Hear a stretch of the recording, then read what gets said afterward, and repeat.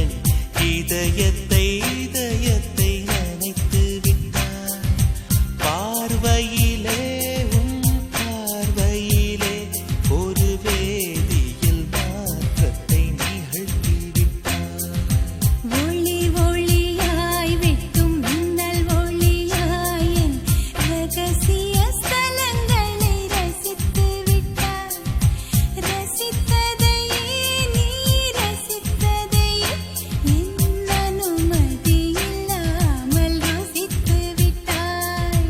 பூவென நீ இருந்தால் இளம் பெண்களை போல் வருவேன்.